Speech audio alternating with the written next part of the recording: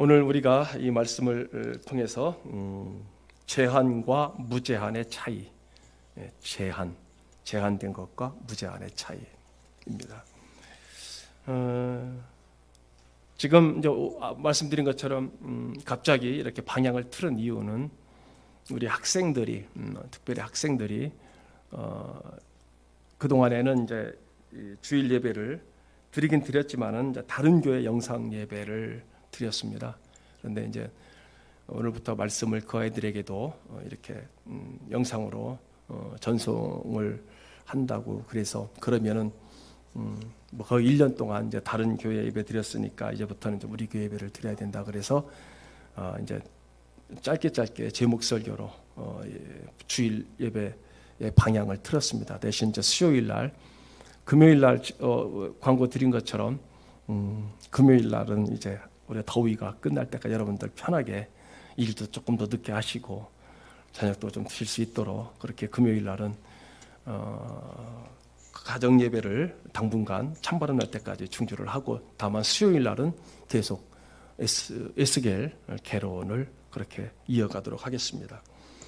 우리가 학생들이 예배를 중단한 게 아니라 계속 드리고 있습니다. 그 아이들이 뭐 오늘 또 우리 오늘 하준이만 왔구나. 하윤이는 오늘 못 왔고, 그죠? 우리가 하준이, 하윤이 저기 저 위에 2층에 우혁이, 혜영이 그리고 이제 학생들이 이제 승효, 채연이, 진숙이, 한별이 또 예슬이, 유진이 또 이게 상록이 여기서 예배 드리고 있고 또 우리 청년들은 상훈이 우리 희택이 예배 드리고 있고요. 종회, 다회, 다영이, 형주 그래서 총 아이들이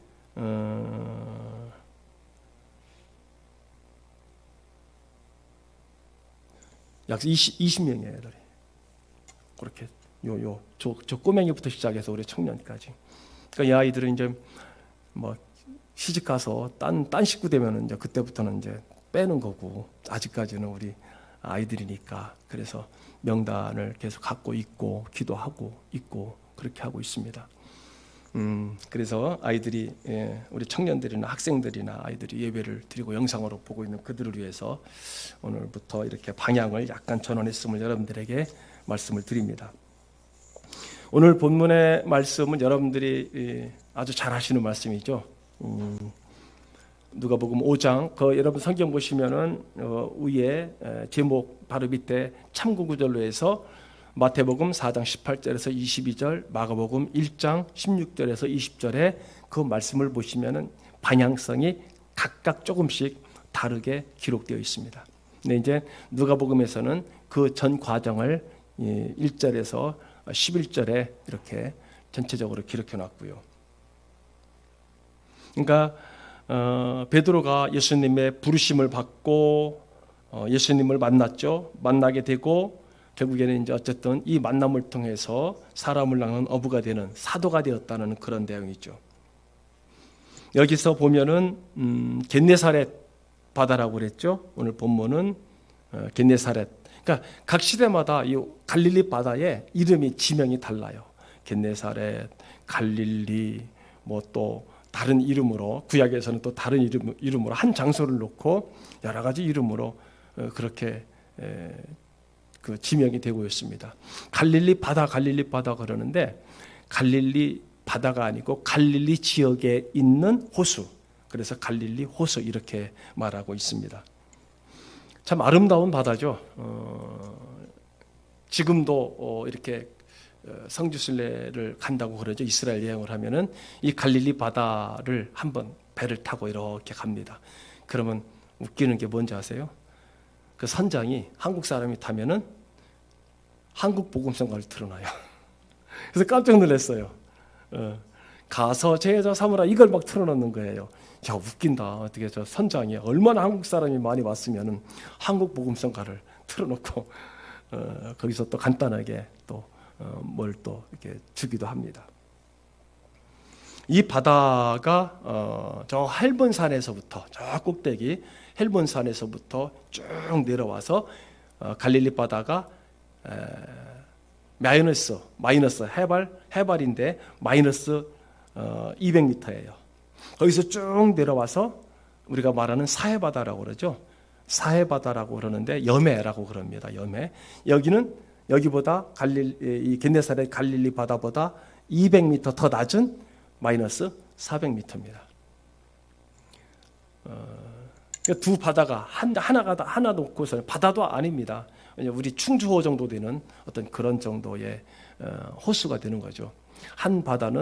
하나는 생명의 바다가 되고 하나는 염해가 된 그런 걸 보게 되죠.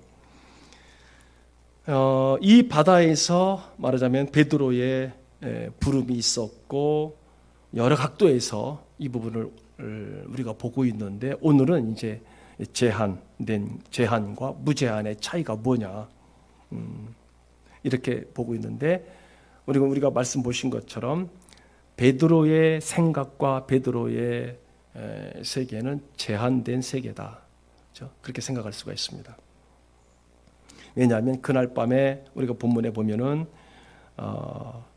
이제 밤새도록 베드로가 말하자면 전문적인 어부잖아요. 갈릴리 호수에서의 어쨌든 그 생애 동안에 그가 어부로서 갈릴리 바다를 누비고 다녔는데 그날 밤에는 밤새껏 자기가 늘 가지고 있던 지식적으로 또 경험적으로 어부니까 어디에다가 그물을 내리면은 거기가 많을지를 훤히 꿰뚫고 있는 그 임에도 불구하고 그날 밤에는 한 마리도 잡지 못했다 이렇게 돼 있죠. 그러니까 그가 시간의 제한을 받고 있고 장소의 제한을 받고 있고 때로는 경험의 제한을 받고 있고 여러 가지 것들의 인생으로서의 제한을 많이 받고 있는 거죠. 여기서 밤이라고 하는 시간에 갈릴리 바다에서 고기를 잡는데요. 자기가 어부의 지식 내에서 어느 곳에서 그물을 내리면 어느 시간에 고기가 몰릴 걸 잘 알죠. 그래서 거기서 잔뼈가 굵었으니까. 그런데 그날은 어떻게 됐어요? 밤새도록 그물을 내렸고 그물을 걷어 올렸지만 자기의 경험에 의해서 이 정도면은 어느 정도의 고기가 잡힐 것이라는 것을 잘 알고 있음에도 불구하고 그날 아침은 어떻게 된 거예요? 한 마리도 잡지 못했죠. 그러니까 실패한 아침. 이것이 바로 우리가 제한된 속에서 살고 있는 베드로의 모습을 보게 됩니다. 여러분 오늘 우리 인생 속에서도 우리가 열심히 일하고 땀 흘리고 애쓰고 공부 열심히 하고 여러 가지 것들 하고 있지만은 성공보다는 뭐가 더 많이 있습니까? 실패와 좌절이 더 많이 있죠. 이게 제한된 삶이라는 겁니다. 반면에 주님은 뭐라고 말씀하셨습니까? 밤새도록 실패한 베드로에게 이번엔 주님이 나타나셔서 냅다 하는 말이 뭐라고 말씀하십니까? 깊은 데로 가서 그물을 내려라. 그러니까 무제한의 세계죠. 어부의 생각을 뛰어넘는. 사실 바다라고 하는 것은 어디나 고기가 다 나오는 것이 아니라는 거 아시죠? 특별히 고기가 잘 모여드는 곳이 있고 그 시간대가 있다는 것도 잘 아실 겁니다. 그런데 그곳은 평상적으로 어부들이 잘 알고 있고 또 베드로도 잘 알고 있는 장소입니다. 그래서 그렇게 지금까지 고기를 잡았고 그물을 내렸습니다. 그런데 예수님께서는 베드로에게 깊은 데로 가라고 하십니다. 그런데 깊은 곳은 고기가 잡히는 곳이 아닙니다. 하여튼 주님은 깊은 곳이든 얕은 곳이든 고기가 많이 나오는 곳이든 나오지 않는 곳이든 관계없이 결국에는 많은 고기를 잡을 수 있게 오늘 결과적으로요. 결론적으로 2배가 가득 차고 잠겼다고 그럴 정도로 고기를 어마어마하게 잡았다고 보는 거지요. 즉 예수님은 뭡니까? 시간의 제한을 받지 않으시고 장소의 제한을 받지 않는 그런 그리스도의 모습, 무제한의 모습을 보게 됩니다. 우리가 창세기에서 보면은 이삭이 브엘세바에서 이삭이 그해 농사를 지음에 몇 배를 수확했다고 그랬죠? 100배라고 그랬죠. 브엘세바 그가 그 전까지 그러니까 우물을 파면은 블레셋 사람들이 와서 그거 내 거야. 그러면 싸우지 않고 놓고 가고 또 파면은 또 물이 나왔어요. 우리나라에서 생각하듯이 파기만 하면 관정 꽂기만 하면 물을 나오는 그런 지역이 아니거든요. 그 지역은 광야하고 사막 지역입니다. 근데 어쨌든 그 지역을 통치하고 있었던 것이, 지배하고 있던 것이 그랄 지방, 그랄 사람들, 그 사람들입니다. 그러니까 아브라함이 팠던 곳인데 무슨 소리야, 내 거야. 싸우지 않고 주고 그런 거죠. 그러니까 사막에서, 광야에서의 삶은 물은 곧 뭐냐면은 생명이죠. 자기들은 아무리 파도 잘 얻지 못한 그 샘이, 도대체가 이삭은 파기만 하면 나오고, 또 자기들이 뺏으면 또 딴 가서 파면 거기서 또 나오고, 광야에서. 그러니까 그것도 뺏는 것도 한두 번이지. 계속 뺐는데 여기 계속 팝니다. 이길 수 있습니까? 없습니까? 못 이기는 거예요. 그러니까 인정을 한 거죠. 뭐라고?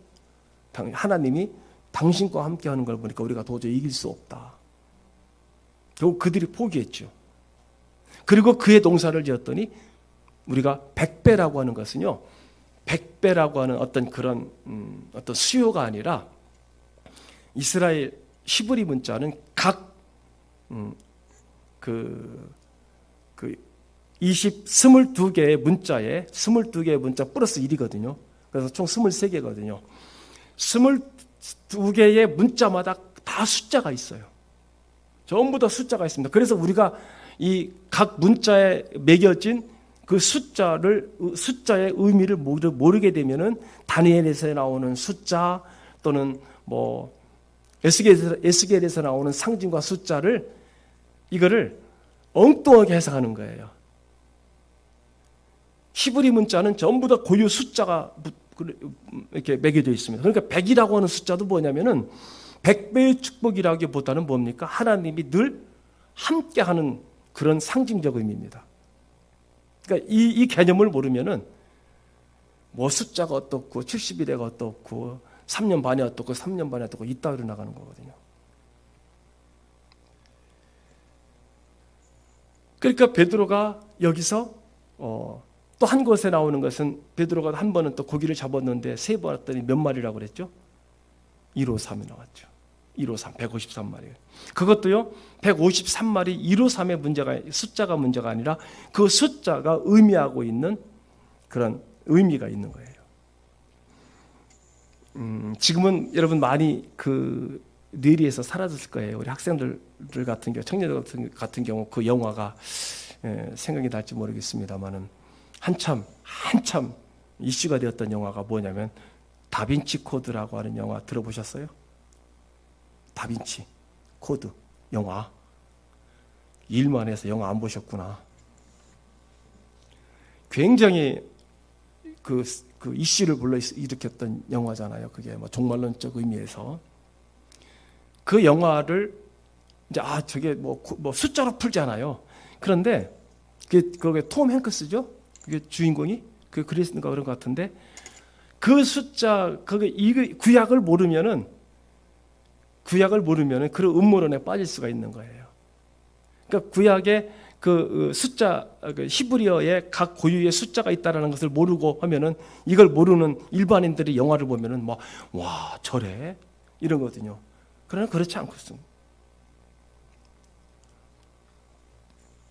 어쨌든 오늘 본문의 말씀 여기 그러다 보니까 거기까지 나가는데요.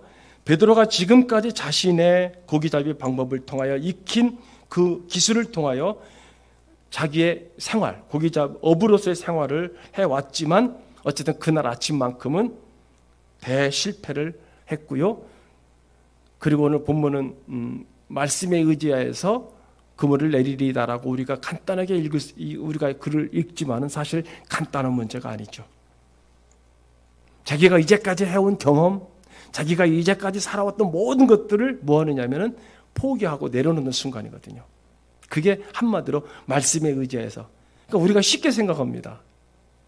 말씀에 의지해서 그물을 내리리이다. 이렇게 쉽게 얘기하거든요. 그러나 그럴 정도로 이게 간단한 문제는 아니었다는 사실입니다. 그래서 이 베드로의 세계와 주님의 세계가 어떤 세계냐? 제한된 세계와 무제한의 세계다. 오늘 우리는, 저와 여러분들은 어쨌든 어떤 세계에 살고 있느냐? 제한된 세계에 살고 있고요. 제한 속에 살고 있고요. 모두 많은 제한 속에 살고 있습니다. 아까도 우리가 더위 얘기했습니다만 더위의 제한을 받고요. 추위면 추위의 제한을 받습니다. 이렇게 많은 사람들이 많지만 모든 사람이 생긴 얼굴이 다 다르듯이 자기의 얼굴이라는 제한 속에 살고 있고요. 모든 사람이 자기의 음성을 달리하고 있고 음성이라고 하는 제한 속에 살고 있고요. 모든 사람들이 경제, 환경, 모든 삶 속에 다 그 제한된 모든 속성 속에 살고 있다는 사실입니다.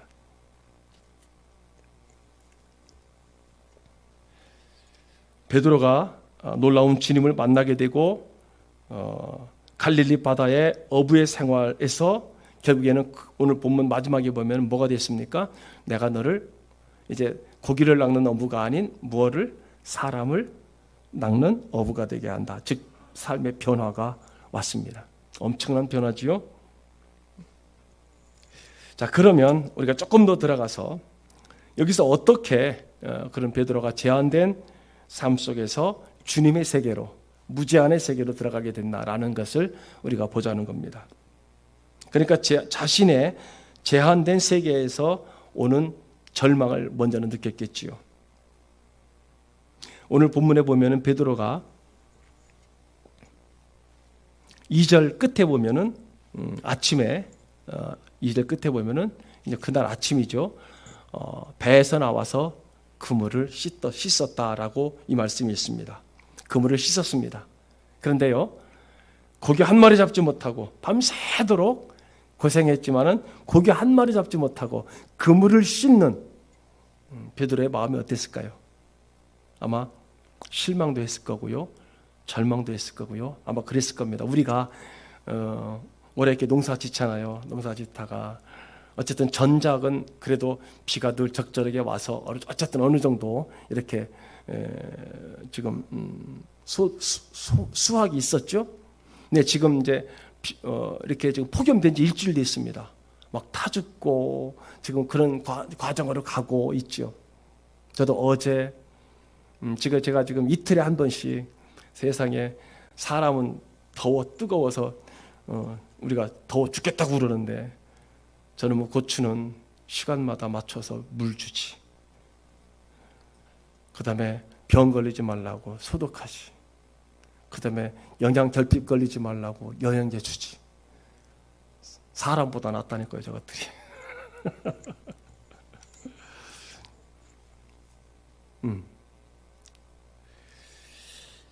그럼에도 불구하고 만약에 가을에 예를 들어서 저 병이 한번 싹 와가지고 탄저가 왔던지 또는 무슨 뭐 역병이 왔던지 또는 뭐 칼라병이 왔던지 저 고추 기준으로 왔을 때 그러고 나면 이제 작년처럼 그렇게 만약에 그런 수확을 못했다. 그럼 어떤 생각이 들어요?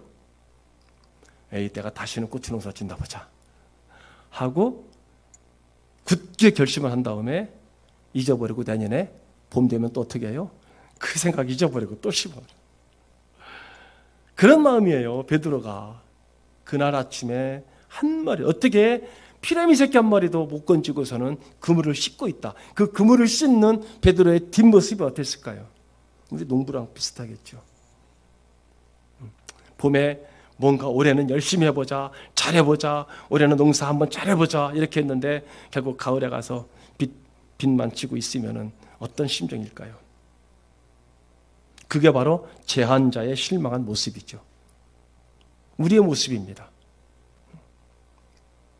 이제 말한 것처럼 베드로는 자기의 아는 그 갈릴리 바다, 자기가 생활하고 자기가 어부로서 거기서 그 바닷길을 속속들이 잘 알고 있는 그로서 지금까지 잘 살아왔습니다. 자기의 모든 수단과 방법을 통해서 자기의 지식을 가지고 적당히 고기를 잡으며 지금까지 그렇게 근근히 먹고 살았습니다. 그러나 어찌된 일인지 그 모든 것들이 어느 날 아침에 다 실패하고 한 마리 고기를 잡지 못하고 실망해서 힘이 축 처진 채로 이제 그물을 툭툭 털고 씻고 있는 거죠. 이런 그 실망의 아침에 오늘 본문에 보시면은요, 예수께서 한 배에 오르시니 그 배가 누구 배요? 그게 베드로의 배잖아요. 그 배에 오르시니 시몬의 배라 육지에서 조금 떼기를 청하시고 앉아서 배에서 무리를 가르치시고 그 같이 옆에 있던 사람들이겠죠. 이런저런 말씀을 같이 나누셨겠죠. 그리고 4절에 말씀을 마치시고 여러분이 한번 과정 생각해 보세요. 그날 아침에 한 마리 고기도 못 잡았어요. 그리고 금을 탁탁 씻어가지고서는 이제 착착 걸쳐놨어요. 그러더니 예수라는 양반이 와서 자기 배에 앉아. 아마 안면에 있었을 수도 있을 겁니다. 그러니까 와서 그 배에 탔겠죠. 그리고 나서 예수님께서 무슨 말씀을 하셨는지에 관해서는 여기 말씀이 없습니다. 이제 가르쳤다고 말씀하십니다. 여기에는 또 많은 언더그라운드가 있어요. 많은 배경이 있습니다. 자, 그리고 나서 말씀 마친 다음에 베드로 보고 하시는 말이 야, 좀 나가자. 바닥 저 바닥 가운데로 가자. 그리고 하시는 말씀이 자, 깊은 데로 가서 그물 좀 내려봐. 어떨까요? 힘 하나도 없는 베드로에게 밤새도록 한 마디를 잡지 한 마리의 고기도 잡지 못한 그리고 그물 다 씻었습니다. 이제 집에 돌아가서 두 발 벗고 자려고 그러는데 예수라는 양반이 와서 딱 앉아가지고 하는 말이 야, 좀 나가자. 그리고 저 바다 한가운데다가 그물을 내려라. 그 말을 들었을 때 심정이 어땠느냐 이 말입니다. 제한된 사람의 생각으로 내 경험으로 지금까지 바다에서 잔뼈가 굵은 그 베드로의 심정이 어땠을까요? 그래서 그 말입니다. 5절에 베드로가 그렇게 말하지 않습니까? 선생님, 우리들이 밤새도록 수고하였으되 여기 글에는 우리 지금 말씀에는 이렇게만 기록되어 있잖아요. 이 문장 속에 뭐가 들어있을까요? 탄식이 들어가 있고요. 이 문장 속에 절망이 들어가 있고요. 힘 빠진 소리가 들어가 있다는 얘기죠. 아유, 고기 한 마리도 잡지 못했는데 이제 들어가서 쉬려고 그러는데 이제 좀 들어가서 그냥 두 발 벗고 있으려고 그러는데 그 사이에 어떤 말씀을 예수님께서 하셨는지 모르겠지만 베드로가 그렇게 말하지 않습니까? 말씀에 의지하여 내가 그물을 내리리이다. 그러니까 이게 쉽게 흩을 수 있는 얘기가 아니라는 얘기입니다. 우리 오늘날 시공간에 떨어져 있고 역사적으로 떨어져 있고 지리적으로 떨어져 있고 우리 생각에 오늘 우리 생각에 그냥 성경 보니까 말씀에 의지해서 그물을 내리리이다. 우리가 기도할 때 말씀에 의지해서 이렇게 쉽게 읽을 수 있는 문제가 아니라는 얘기입니다. 절망하고 실망하고 좌절하고 아무것도 할 수 없었던 그런 상황 속에서 한 이 말이라는 거죠.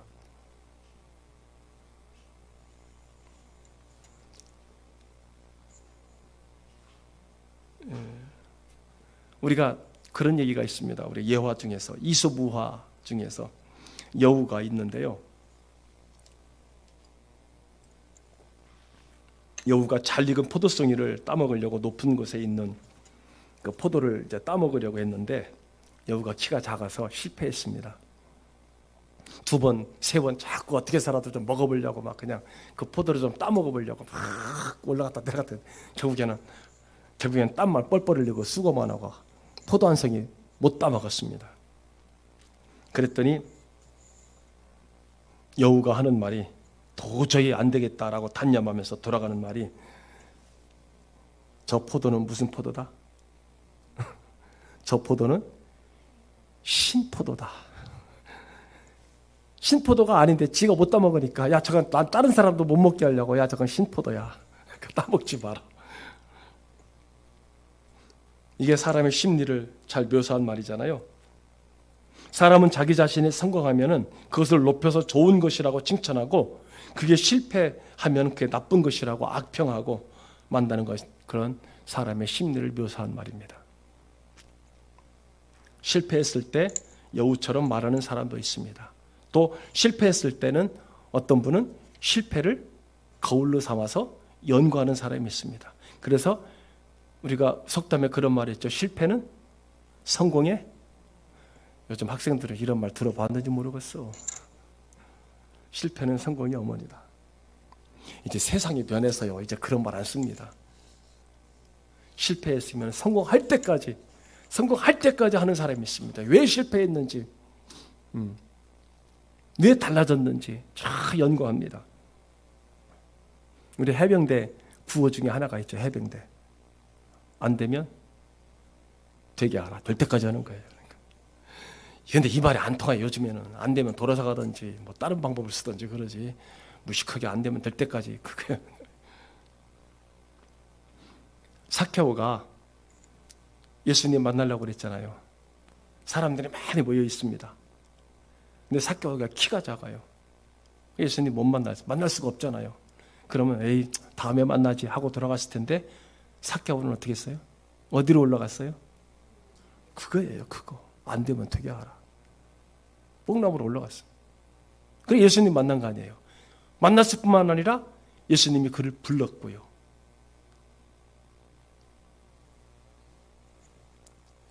이 아침에 베드로가 취한 방법은 여우 같은 방법이 아닙니다.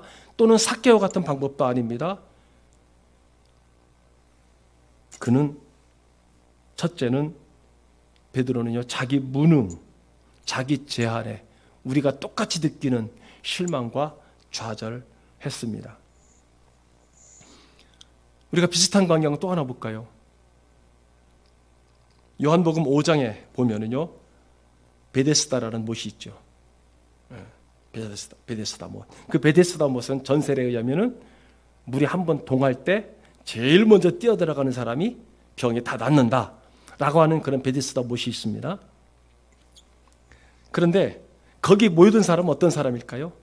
거의 다 일생 병으로 지내고 병원에서 못 고치고 있던 돈 다 날리고 의사를 다 만나봤을 것이고 뭐 어쨌든 여러 가지 방법을 다 했었는데 안 된 사람들입니다.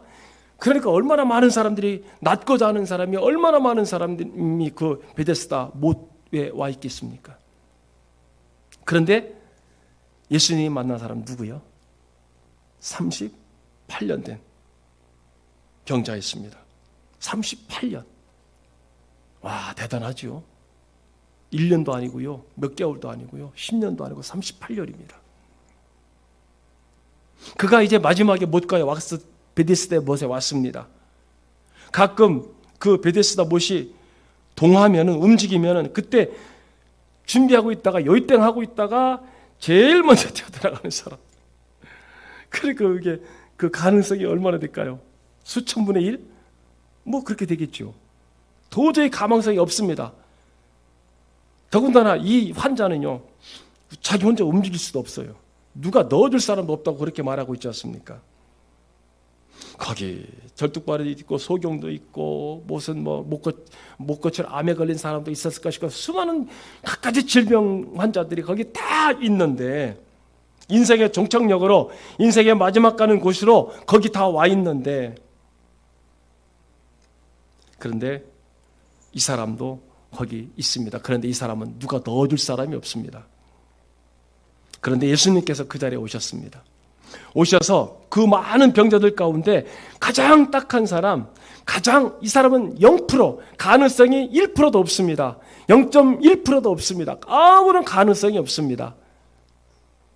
38년 된 환자 곁에 오셔서 주님이 하시는 말씀이, 처음 하신 말이 무슨 말씀입니까? 내가 낫고자 하느냐. 이거 지금 장난하자는 것도 아니고 그렇잖아요. 내가 낫고자 하느냐 했습니다. 그러면 이 못에 와 있다는 자체가 뭡니까? 병이 낫고 싶은 욕망이 있는 사람들이죠. 병원에 가는 사람 누가 갑니까? 병자들이 가죠. 왜 갑니까? 낫고자 하는 것 때문에 가죠. 즉 예수님께서 물으신 질문의 의도는요, 그의 대답을 듣고자 한 거예요. 그의 대답이 뭐라고 얘기했습니까? 주여, 물이 동할 때에 나를 못에 넣어둘 사람이 없어. 내가 가는 동안에 다른 사람이 먼저 내려갑니다. 어떻게 뭐 겨서 갔든지 모아서 갔든지 남 길 동안에 다른 사람은 어떻게 가요? 뛰어가든가 누가 갖다 집어 던지든가 하겠죠. 낫고 싶은 것은 분명한데 그 방법은 하나밖에 없어요. 누군가가 자기를 던져주는 것밖에 없는데 그것도 없다라는 얘기입니다. 진짜 0%입니다. 나을 수 있는 확률이.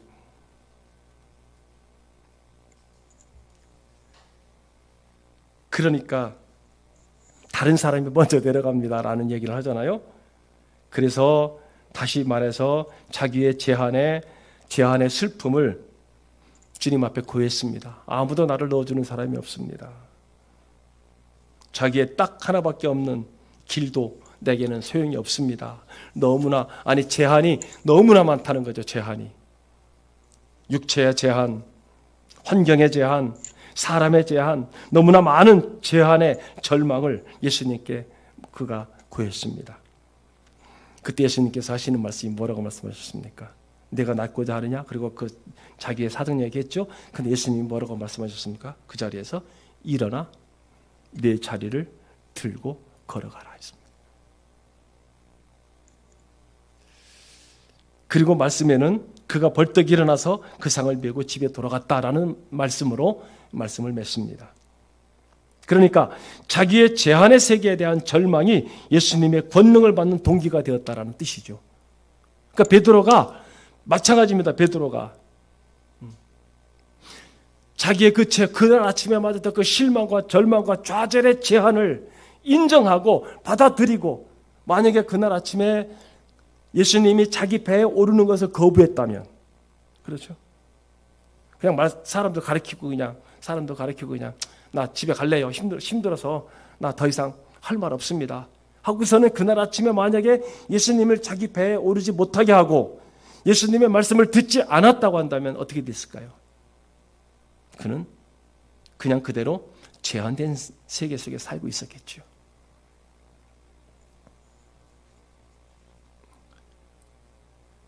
오늘 우리도 역시 마찬가지로 생각하죠. 결국에는 베드로가요, 자기 제한된 세계를 붙잡고 있는 게 아니라 그냥 그대로 살고자 하는 것이 아니라 그거를 포기했다는 사실입니다.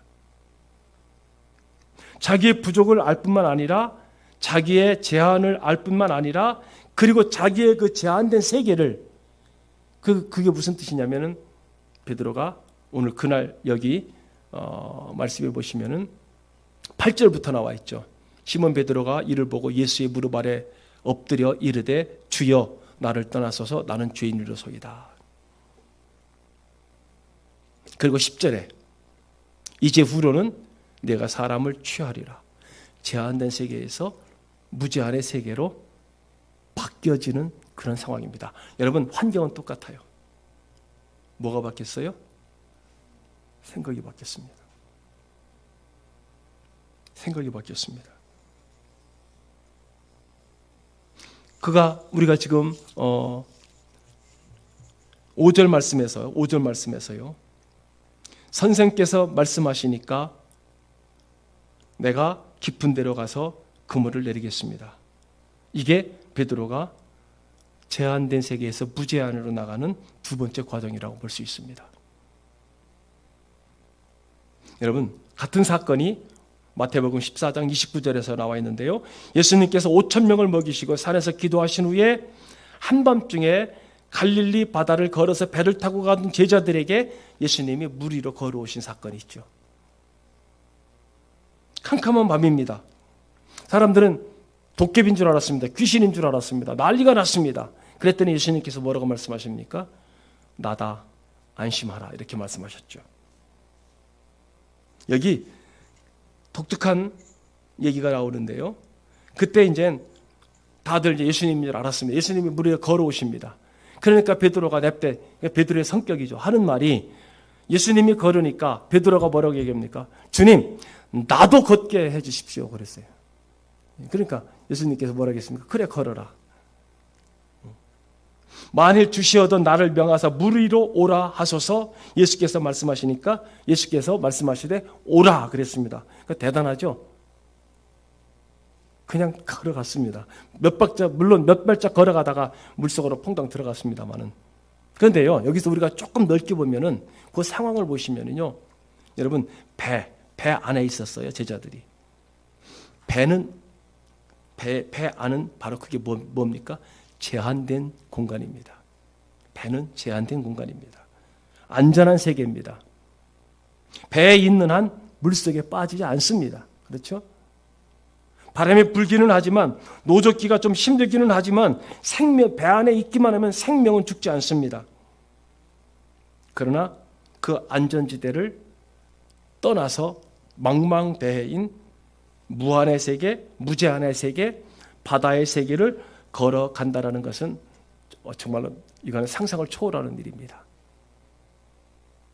안전지대를 버리고 인간의 생각과 상식과 양식을 버리고 배를 버리고 상식에 맞지 않게 바다를 베드로가 걸어가기 시작했습니다. 여러분 어쨌든 몇 발짝 못 가서 빠졌습니다만은 걸었습니다. 어땠을까요? 베드로가 참 다른 사람하고 굉장히 성격이 다릅니다. 이것이 바로 베드로의 제한된 세계를 포기하는 그러한 모습입니다. 요한복음 12장에 보면은요, 하늘의 밀알이 땅에 떨어져 죽지 아니하면 하늘 그대로 있고 죽으면 많은 열매를 맺느니라라고 했습니다. 즉 내 자신이 살아있는 한 언제나 내 자신의 세계 속에 나만의 세계 속에 빠져 있습니다. 그러나 나 자신이 죽어 없어질 때 거기에서 새로운 풍성한 열매를 맺는다는 사실입니다. 제한된 세계 속에서 무제한으로 나가는 겁니다. 그리스도의 놀라운 세계에 접근해가는 둘째 단계는 뭐냐? 자기 자신을 포기하는 겁니다. 쉽지 않죠. 자기의 방법을, 자기가 알고 있는 방법을 포기하는 겁니다. 자, 마지막으로 이런 겁니다. 베드로의 제한된 세계와 예수님의 무제한의 세계가 이제 뭐가 됐어요? 합체가 됐어요. 결합이 됐습니다.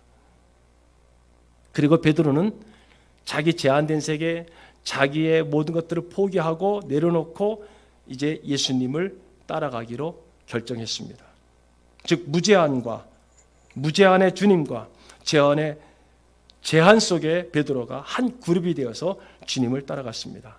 그리고 3년 동안 같이 동거, 동락, 동숙, 동식, 동역, 동사를 했습니다. 그리고 예수님께서 이제 부활 승천하신 다음에 베드로는 초대교회를 맡아서 일생을 통해서 자기가 순교할 때까지 그는 주님과 동행했습니다. 결과를 놓고 볼까요? 베드로가 제한된 삶을 살고 있었다고 한다면 베드로는 그냥 날마다 때로는 고기도 잡겠지만 때로는 풍어 속에도 한번 경험을 하겠지만 결국 베드로는 어떤 삶 속에 살까요? 늘 제한된 삶 속에 살 겁니다. 약간의 기쁨도 맛볼 거고 약간의 실망도 맛볼 거고 결국 그는 제한된 속에서 그 세상 속에서만 갈릴리 그 주변에서만 살고 있었을 겁니다. 그런데 베드로가 자기 제한의 세계를 버리고 무제한의 주님과 만나서 주님을 따라갈 때 그는 결론 그의 삶이 어떻겠습니까? 초대교회에 없어서는 안 될, 세계사 교회에 없어서는 안 될 그러한 놀라운 사명을 감당하는 그런 베드로가 됐습니다. 이게 제한과 무제한의 차이고요. 또 하나 제한과 무제한의 결합의 결과가 이렇게 나타나는 겁니다. 사랑하는 성도 여러분, 오늘 여러분의 삶을 한번 보시죠. 역시 마찬가지입니다. 여러분도 여러분 제한된 삶을 여러분들이 포기하고 지금 우리가 신앙생활 예수를 믿고 있습니다. 무제한의 예수님과 여러분과는 지금 뭐가 됐어요? 하나가 됐습니다. 그럼에도 불구하고 아직 인성이 남아있고 아직 사람의 요소가 남아있어서 우리는 우리의 삶이 제한된 삶의 속으로 이렇게 맨홀처럼 빠져들어갈 때가 있다는 얘기죠. 그때 우리는 생각하기를 아하, 내가 무제한의 주님과 함께 있지. 그게 누굽니까? 우리가 말하는 능력의 주님이시고 사랑의 주님이시고 무제한의 주님.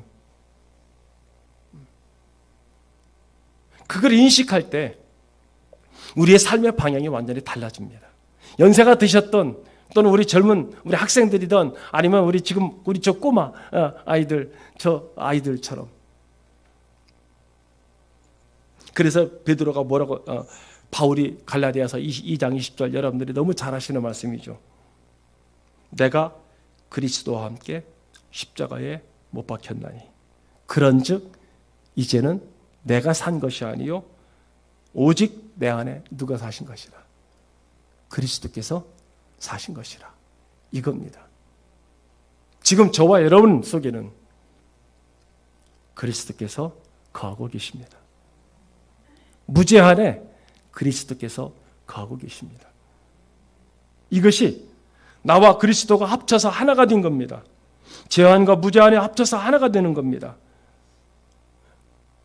주님께서 베드로를 부르셔서 그를 사용하셔서 정말로 초대교회의 가장 최초의 그 아직 걸음마도 떼지 못한 그 초대교회에 베드로 같은 그런 제자가 있어서 실수투성이고 실망투성이고 좌절투성이인 그런 너덜너덜한 그런 베드로를 한 사람 인간을 택해서 그가 무제한의 주님과 함께 했을 때 그런 사람도 하나님께서 그 정말 지금은 얼마나 좋습니까? 예수 믿기에 다 이미 완성된 이 상황에 예수 믿기가 지금 얼마나 좋습니까? 그러나 초대교회는 그런 게 아닙니다. 만들어진 게 하나도 없고요. 정리된 게 하나도 없습니다. 다만 누구뿐이 없습니까? 주님과 동행했던 제자들 뿐이 없습니다. 오늘 아까 아침에도 장로님과 그런 얘기 했습니다만은 지금 우리는요. 그래서 제가 세계사 초대교회부터 시작해서 이렇게 교회사잖아요. 역사, 교회사. 구약부터 시작해서 쭉 이렇게 보면서 지금 정말 우리가 예수 믿는다는 게 정말로 어마어마한 세계사적으로 굴곡과 끊어질 뻔하고 그런 상황 속에서 여러분 복음이 우리나라에 오고 여기까지 와서 지금 시골에서 여러분 저와 여러분이 여기서 지금 이렇게 예배를 드리고 있다는 이 자체가 여러분 얼마나 기적인지요. 이거 보통 일이 아니거든요. 그리고 또 하나 여러분들이 지금 평생 예수 믿고 지금 이 연세에 오시기까지 이 시간에 오시기까지 10년, 20년, 30년, 40년 동안 여러분 변치 않고 지금 여기 와서 예수 믿고 신앙생활을 하고 이 자리에 와서 코로나 전국에 와서 예배 드린다는 이 자체가 여러분 어떻게 생각하십니까? 이게요 낙타가 바늘기 들어가는 것보다 힘들어요. 이해가 되세요? 지금 신앙생활하는 게 예수 믿는다는 거, 예수님만 믿고 따라간다는 거, 지금 낙타가 바늘기 들어가는 것보다 더 어려워요. 하나님 지치지 않게 하시고 좌절하지 않게 하시고 영육간 강건함을 지켜주셔서 정말로 하나님 기쁨 속에 즐거움 속에 감사함 속에 저들의 삶을 살아갈 수 있도록 주님 함께하여 주시옵소서. 주님 일할 때마다 직장 생활할 때마다 가정 또는 남편, 아내, 우리 자녀들, 자녀 손들 저들이 있는 곳곳마다 주님이 함께 하시고 주님 실망하지 않고 좌절하지 않도록 주여 말씀이 저들을 동행할 수 있도록 하나님 축복하여 주시옵소서. 감사하고 감사하며 살아계셔서 우리와 함께 하시는 나사렛 예수 그리스도의 이름으로 기도하옵나이다. 아멘. 무더위 가운데서 또는 엄중한 코로나 상황 가운데서도 오늘 귀한 예배를 드릴 수 있도록 우리의 발걸음을 인도하여 주신 우리 주 예수 그리스도의 크신 은혜와 이 모든 상황과 정황을 역사하시고 주관하여 주시는 하나님 아버지의 지극하시고 만극하신 사랑하심과 성령님의 감화, 감동, 내주, 교통, 멸려, 평강, 평안하심이 오늘 거룩한 주일 예배를 드리며 말씀을 통하여 우리가 은혜를 받되 특별히 우리의 제한된 우리의 인생의 삶을 포기하고 내려놓고 영원히 무제한적인 능력을 가지신 우리 구주 예수 그리스도와 하나가 될 때에 우리가 이 땅 가운데 살아가는 모든 삶의 정황과 환경은 변하지 않지만 우리의 마음이 변화되고 우리의 심령이 변화되어 모든 삶 속에 승리하고 성공하고 성취하기를 결심하시는 사랑하는 성도들 머리머리 위에 저들의 귀한 가정과 자녀 손들 위에 저들이 일하는 모든 일터 위에와 앞으로 태어날 새 생명과 태어난 생명들 위에 오늘도 영성으로 예배드리는 학생들과 청년들 각 가정들 위에 이제로부터 영원토록 살아 역사하시는 나사렛 예수 그리스도의 이름으로만 복될지어다. 아멘. 아멘.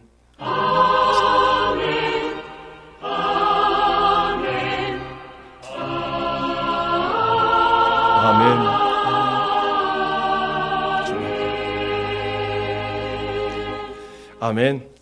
우리 하나님의 영광과 찬양의 박수 올려드립니다. 여러분 일주일 동안 또 힘내시고 승리하시기를 축복합니다.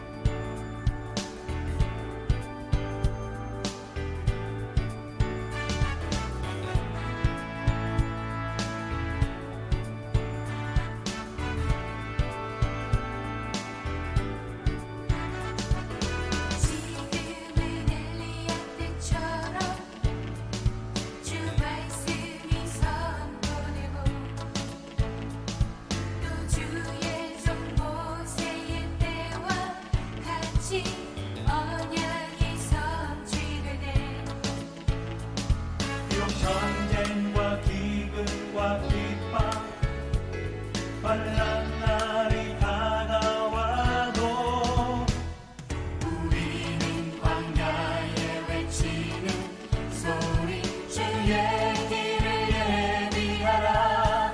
도와주니 구름 타시고 나팔 불 때에 다시 오시네. 모두 외치세. 이는 은혜의 행위 시온에서 구원이 받네.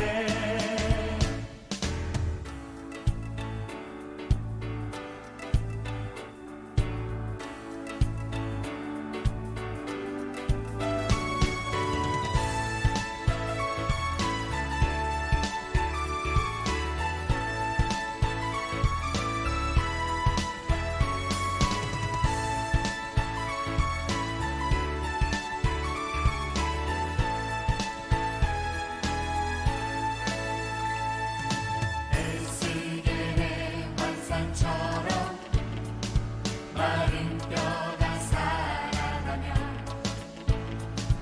오늘 같이 보실 하나님 말씀 누가복음 5장 1절에서 11절 말씀 제가 한 절 읽고 여러분들이 한 절 읽도록 하겠습니다. 누가복음 5장 1절에서 11절 아주 오래간만에 우리 신약성경을 보고 있죠. 누가복음 5장 1절에서 11절 제가 한 절 읽고 여러분들이 한 절 읽고 하겠습니다. 무리가 몰려와서 하나님의 말씀을 들을새 예수는 겟네사렛 호숫가에 서서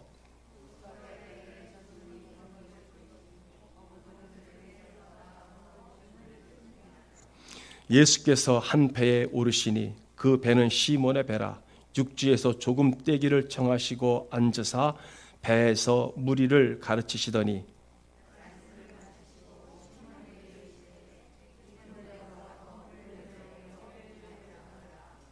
시몬이 대답하여 이르되 선생님 우리들이 밤이 새도록 수고하였으되 잡은 것이 없지만은 말씀에 의지하여 내가 그물을 내리리이다 하고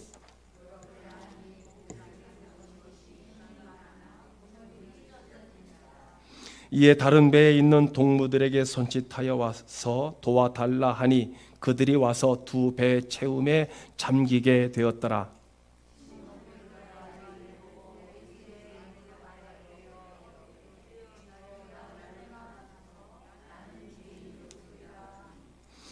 이는 자기 및 자기와 함께 있는 모든 사람이 고기 잡힌 것으로 말미암아 놀라고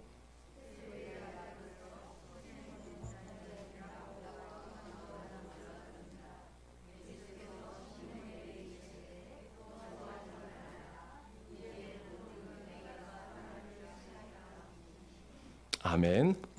할렐루야. 예. 11절까지인데 제가 거기도 급해가지고서는 우리 한번 마지막 말씀 같이 읽도록 하겠습니다. 시작. 그들이 배들을 육지에 대고 모든 것을 버려두고 예수를 따르니라. 아멘. 할렐루야. 더위가 뭐